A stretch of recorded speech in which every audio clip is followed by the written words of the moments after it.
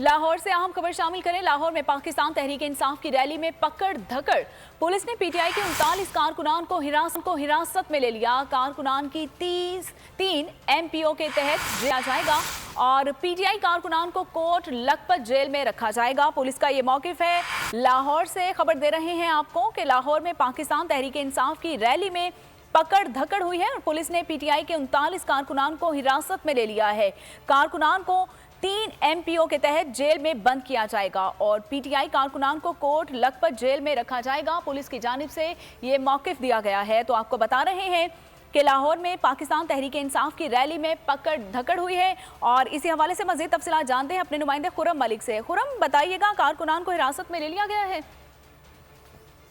हाँ जी बिल्कुल सोनिया, पीटीआई की रैली पर पकड़ धकड़ का मामला है। आपको बताएंगे पुलिस ने पीटीआई के 39 कारकुनान को जो है वो हिरासत में ले लिया है, क्योंकि गुज़िश्ता रोज जो है वो पीटीआई की इंतखाबी मुहिम का लाहौर से जो है वो आगाज हो रहा था और पुलिस की जानिब से शदीद जो है वो शेलिंग की गई और कारकुनान जिस शेलिंग के दौरान एक कारकुनान जो है पुलिस की हिरासत में जो है मुबैना तौर पर हलाक भी हुआ है और अब उसकी जो दरख्वास्त है उसके वालिद की मदद में वो भी थाना रेस कोर्स में दे दी गई है। जबकि पुलिस की जानिब से हिरासत में लिए जाने वाले कारकुनों को 3 एमपीओ के तहत जो है वो जेल में जो है बंद किया जाएगा। उसके साथ साथ जो लिस्ट सामने आई है पुलिस की जानिब से उसमें 39 कारकुनों के नाम जो है वो शामिल किए गए हैं, लेकिन जराए ये दावा कर रहे हैं कि क्योंकि मुकदमात मुतअद्दिद जो है वो लाहौर में भी दर्ज हो चुके हैं और ये जो कारकुनान यहाँ पर जमान पार्क में मौजूद हैं, खदशा ये जाहिर किया जा रहा है कि पहले पुलिस अब इन कारकुनान को जो है वो गिरफ्तार करेगी और उसके बाद उन मुकदमात में जो है शामिल किया जाएगा, क्योंकि नामालूम अफराद के जो मुकदमात में नाम शामिल किए गए हैं। उसके साथ साथ ये जो आज पकड़ धकड़ का मामला था, हिरासत में ले जाने वाले पीटीआई कारकुन कोट लखपत जेल में जो है बंद किया जाएगा। पीटीआई के 39 कारकुनान को गिरफ्तार कर लिया गया है। खुरम अपडेट कर रहे थे लाहौर से, बहुत शुक्रिया आपका।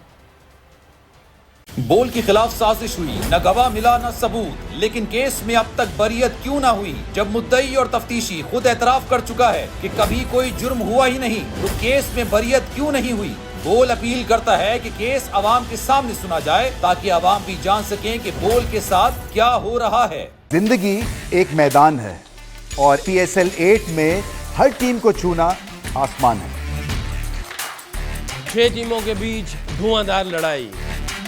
ये शोर न लड़ाई का है न डर का, ये शोर है जीत का, ये शोर है जुनून का। खेल का जुनून रोजाना रात 11 बजे सिर्फ बोल न्यूज पर।